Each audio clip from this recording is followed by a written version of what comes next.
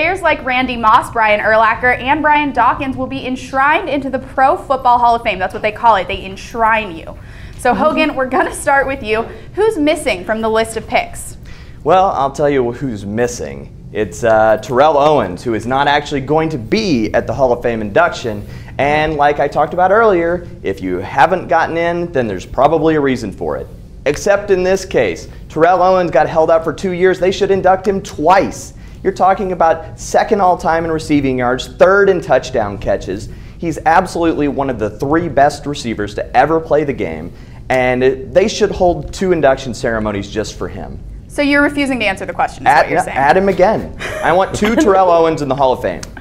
All right, guys, can you answer the question a little bit more straightforward from our people that actually have points? Nick, I'll go with you first. Sure. Yeah, I'm gonna have to go with it's gonna be John Lynch. Yeah, the enforcer, the guy who sat back there and made sure that everybody knew if 47 was coming across the middle, he's gonna take your head off. Not just wide receivers, not just big. They didn't have big tight ends like that who are gonna really be looking for a guy like that. He's taking out running backs too. Raccoon running backs were an actual force in the NFL. John Lynch was that guy that everybody really feared and everybody was terrified of. And that's what I think that we're missing. You have a guy like Cam Chancellor. He was that generation's Cam Chancellor. And the fact that he's getting overlooked, if you look back at when they were winning the Super Bowl, I think it was back in 2002, he had 84 tackles. That's Brian Urlacher numbers, who was a middle linebacker, who was just sitting there ingesting tackles. So you have a guy like this who's getting overlooked again because he might not have the best numbers, but the impact that he had on that Super Bowl team back in 2002,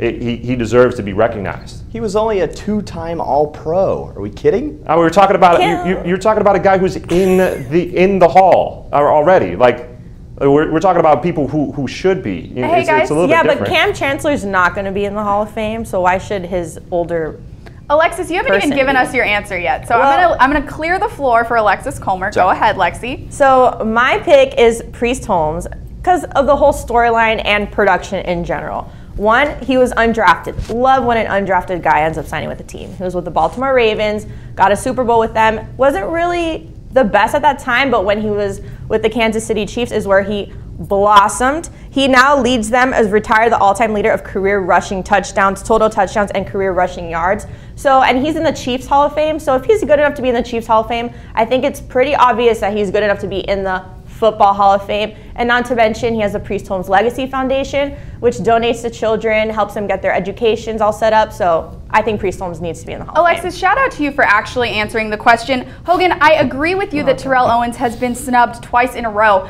I'm going to need, though, to get an actual answer from you. Can you just name anyone else that you think maybe should go into the Hall of Fame so you can satisfy me by answering the question?